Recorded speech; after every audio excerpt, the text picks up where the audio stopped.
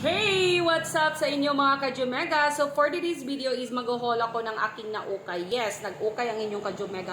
Dahil nga, fiesta dito sa amin. So kaya maraming mga ukayan dito sa amin. Sobrang ingay ka-Jomega kasi nga malapit lang ako sa highway. Kaya sobrang ingay talaga. So pasensyahan nyo na.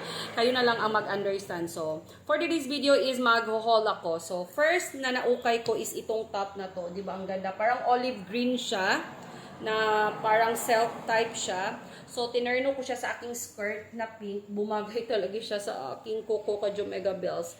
May green at saka itong pink, o diba? At saka bagay pa talaga dito sa ating headband, o diba? Sino ka dyan ka-Jomega Bells? O diba, bongga?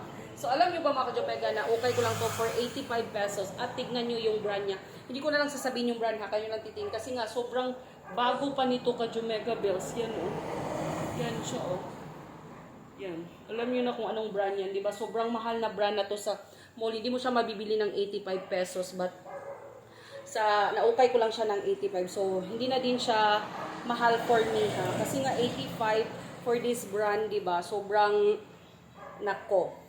Hindi ka na talaga lugi. Kailan mo nang talaga magtiyaga at hindi ka maarte sa ukay.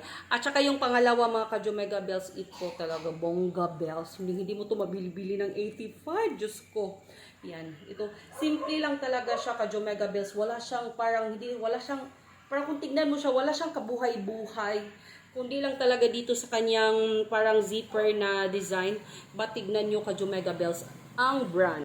Yan, tignan nyo ang kanyang brand ka-Jomega Bells. O, diba? Bongga Bells ang kanyang brand. Hindi ko na lang sasabihin, basta may course siya. Alam nyo na kung ano yung course na yun. Diba? 85 pesos ko lang siya nabili. So, ang plano ko talaga nito is susuotin ko siya for the graduation.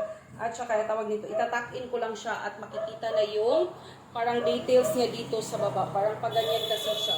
Yan, diba? So, pag masuot na siya, ang ganda talaga niya.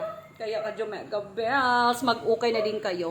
Kailangan talaga matyaga kayo at hindi kayo maarte sa ukay dahil grabe ang init. At saka ano ba, worth it naman yung nabili ko for today's video. So, yun lang. O, diba? Bye-bye!